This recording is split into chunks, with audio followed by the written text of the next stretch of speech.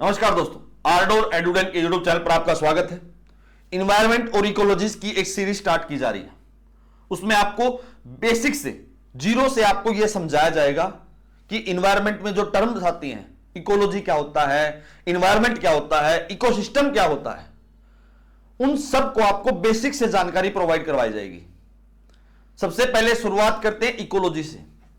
आप सभी ने समझा होगा कि बायोलॉजी, जूलॉजी, जियोलॉजी एक प्रकार की एक साइंस है, एक स्टडी है, जिसके बेस पर हम उसकी डेफिनेशन डिफाइन करते हैं।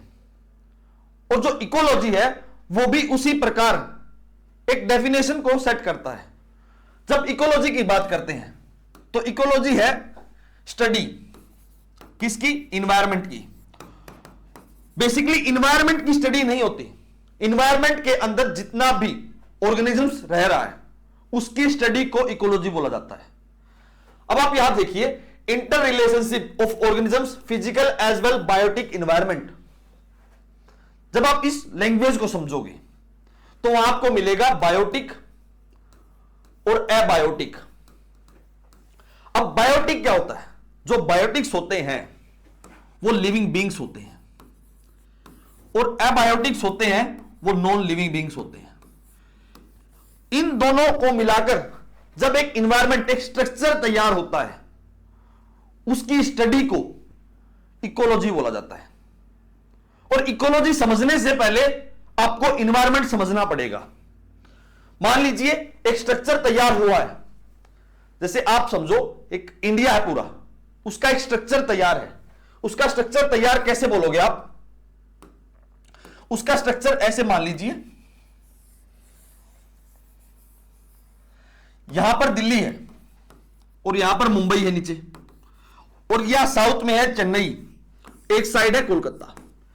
अब इन चारों सिटीज का एक स्ट्रक्चर तैयार है।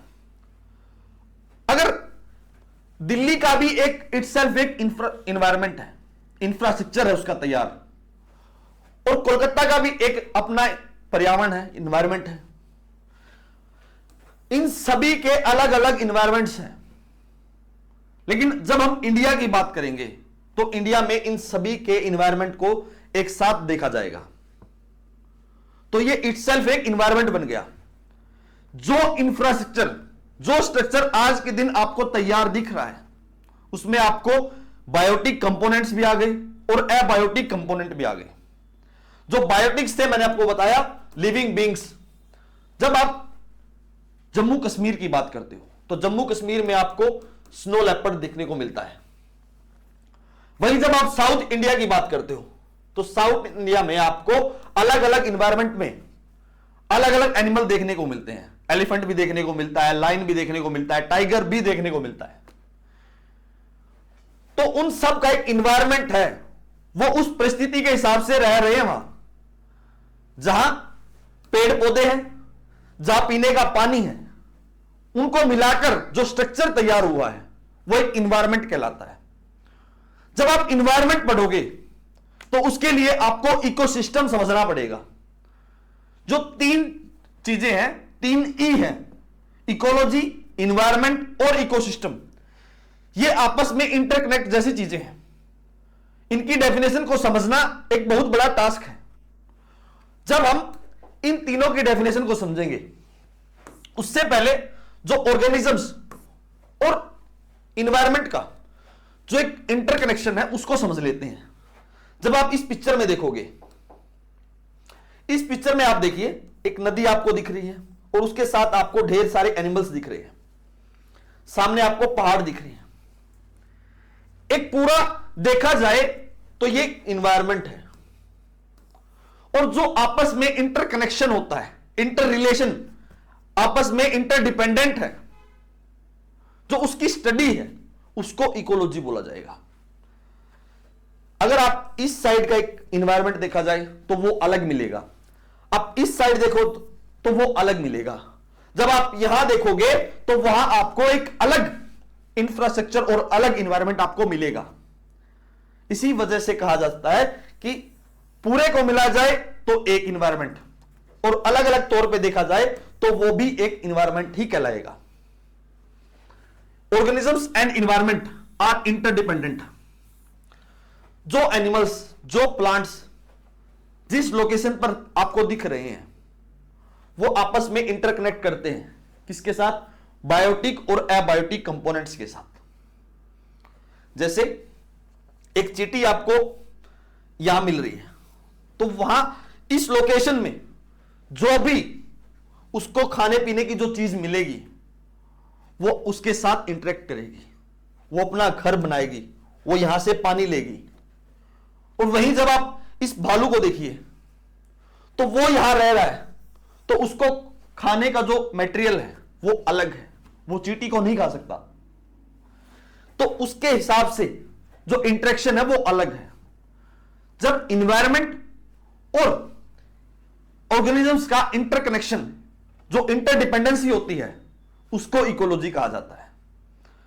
जो इन्वायरमेंट है वो ये बताता है कि कोई भी ऑर्गेनिजम्स किसी भी स्थिति में, किसी भी स्ट्रक्चर में वो रह रहा है, उसको इन्वायरमेंट बोला जाता है। या उसके साथ कोई बायोटिक कंपोनेंट हो या फिर कोई एबायोटिक कंपोनेंट हो, उसको इन्वायरमेंट बोला जाता है। जब आप इकोसिस्टम की डेफिनेशन पढ़ोगे तो आपको एक बात समझ में आएगी कि इनमें डिफरेंस क्या है, क्योंकि जो इन्वायरमेंट है और इकोसिस्टम है वो एकदम से इंटरडिपेंडेंट मिरर इमेज आपको दिखाई देगी। कैसे? जब आप इस डेफिनेशन को देखोगे तो वहां भी यही लिखा मिलेगा, जैसे structural function unit of ecology, मतलब ये जहां बायोटिक और एबायोटिक जो कंपोनेंट है उसमें ऑर्गेनिजम्स इंटरकनेक्ट करेगा तो वो इकोसिस्टम कहलाएगा। लेकिन क्वेश्चन मार्क क्या है कि इन्वायरमेंट और इकोसिस्टम में क्या फर्क हुआ अब, क्योंकि इन्वायरमेंट भी यही कहता है और इकोसिस्टम भी यही कहता है। जब इकोसिस्टम की बात करते हैं तो वहां एक एनर्जी आ जाएगा। एनर्जी वर्ड एक इंपॉर्टेंट रोल प्ले करेगा। जैसे कोई ऑर्गेनिजम्स है वो यहां रह रहे हैं, छोटी मछली जिसे कहा जाता है स्मॉल फिश, उसको बड़ी मछली खा लेगी, फिर उसको उससे बड़ी मछली खा लेगी। वो आपस में इंटरडिपेंडेंट है और उसके बीच में जो रोल प्ले कर रहा है वो एनर्जी है, क्योंकि जब इसको ये बड़ी मछली खाएगी तो उसको एनर्जी मिलेगी, और जब ये सबसे बड़ी मछली इस बीच वाली मछली को खाएगी तो उसको एनर्जी मिलेगी। तभी तो एक सिस्टम चलेगा ना। छोटे से बड़ा तभी हो सकते हैं हम जब उसको एनर्जी रेगुलर वे में मिलती रहे। तो इस पूरे सिस्टम को इकोसिस्टम कहा जाता है। अब अर्थ भी एक इटसेल्फ एक बहुत बड़ा इकोसिस्टम है। जैसे मैंने आपको इन्वायरमेंट बताया है, उसी प्रकार से हम इकोसिस्टम को भी समझ सकते हैं। यानी जो इन्वायरमेंट है वो भी कहीं ना कहीं अपना स्ट्रक्चर दिखाई देता है, अपना स्ट्रक्चर रिप्रेजेंट करता है कि मैं एक पर्टिकुलर इन्वायरमेंट हूं। और जहां उसके साथ एनर्जी जुड़ जाएगी, जहां इंटरडिपेंडेंसी जुड़ जाएगी, एक इंपॉर्टेंट रोल प्ले होगा एनर्जी का, उसको बोला जाएगा इकोसिस्टम। अब इकोसिस्टम बहुत प्रकार का हो सकता है। कैसे? इकोसिस्टम आपने देखा होगा कि टेरेस्ट्रियल इकोसिस्टम, एक्वाटिक इकोसिस्टम। ये देखिए, अब आप इस इकोसिस्टम की बात करते हो तो टाइप ऑफ इकोसिस्टम्स क्या होते हैं? जब टाइप ऑफ इकोसिस्टम की बात करते हैं तो एक नदी आपको दिख रही होगी, इस नदी के आसपास का एक अपना अलग से इकोसिस्टम है। और जब आप इस शहर की बात करोगे जो कहां डिपेंड है, ओशियन के आसपास के एरिया पर इंटरलोकेट करता है, तो उसका भी एक अलग इकोसिस्टम है। और जब आप एक्वाटिक, जब आप धरती के जो पानी के जो निचले स्तर पर जाके बात करोगे तो वहां आपको कोरल रीफ्स देखने को मिलते हैं। और जब कोरल रीफ्स एनर्जी प्रोवाइड करवाते हैं आपस में, क्योंकि वो भी आपस में इंटरडिपेंड होते हैं। कोरल रीफ्स होते हैं जो वो दो से मिलकर एक सिम्बायोटिक रिलेशन बनाते हैं। उसमें एक होता है एनिमल और एक होता है प्लांट, दोनों का सिम्बायोटिक रिलेशनशिप होता है। जब उन दोनों से सिम्बायोटिक रिलेशनशिप होता है तो वहां एक एनर्जी रोल प्ले करता है और वो अपने आप में एक इकोसिस्टम बना लेते हैं। मतलब ये कोरल रीफ्स का भी अपना इकोसिस्टम है। द नेक्स्ट है डेजर्ट का इकोसिस्टम। अब आपने देखा होगा कि डेजर्ट में आपको प्लांट नहीं मिलेंगे, पेड़ पौधे नहीं मिलेंगे, वहां आपको मिलता है कैक्टस, जिसको जीरोफाइटिक्स भी बोला जाता है। अब ये जीरोफाइटिक्स क्या होता है? जीरोफाइटिक्स क्या होता है? जहां वाटर का जो लेवल है वो बहुत कम है, जहां जो वर्षा है वो बहुत कम होती है, वो भी अपने आप में एक इकोसिस्टम है।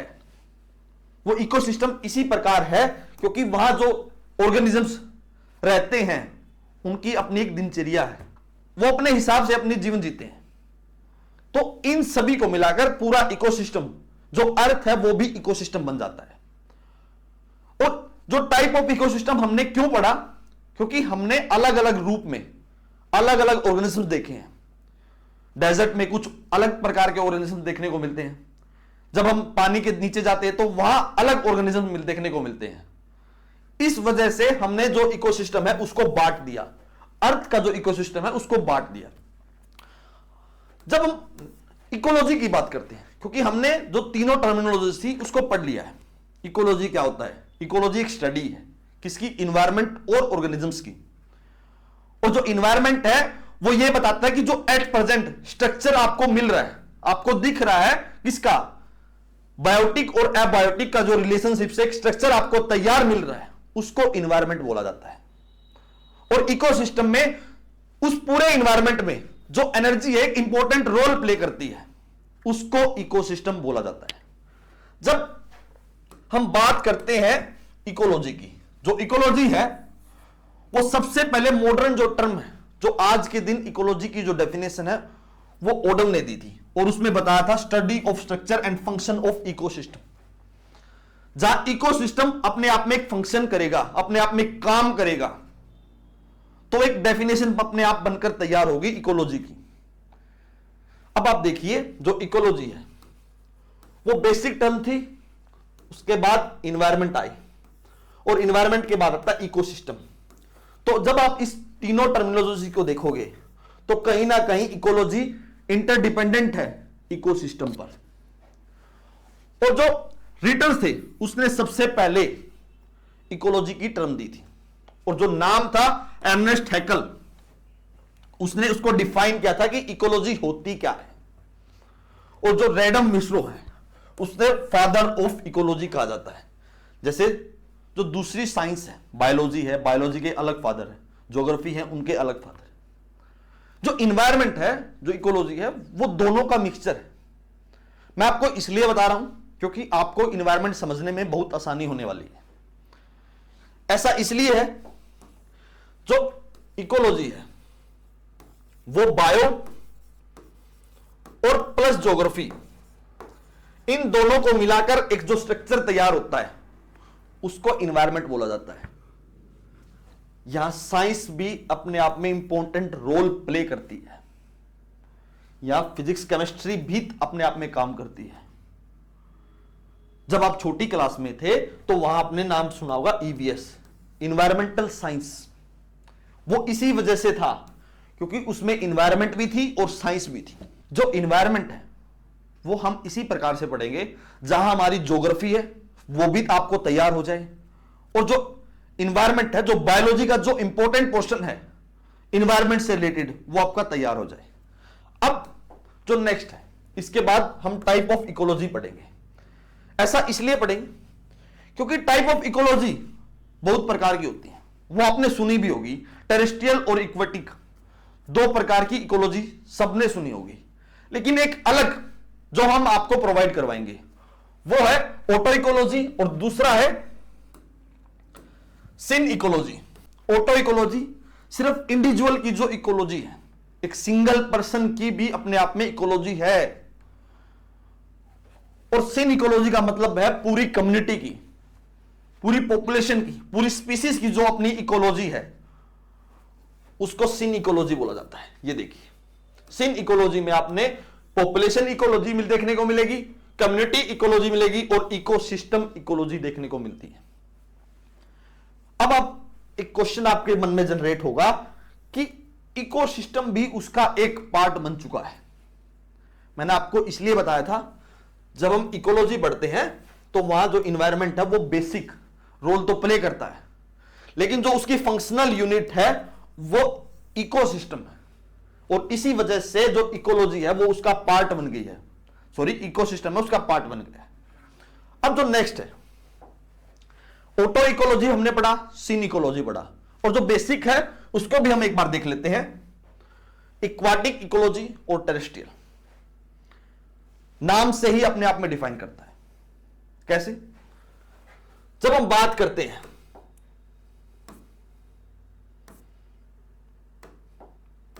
एक्वाटिक इकोलॉजी और टेरेस्ट्रियल, एक्वाटिक में देखिए आपको बहुत सारे कोरल रीफ्स, बहुत सारे टर्टल्स वो देखने को मिल रहे होंगे, और जब उसके नीचे आप देखने को देखोगे तो वहां आपको एक हाथी मिलेगा पेड़ों के साथ।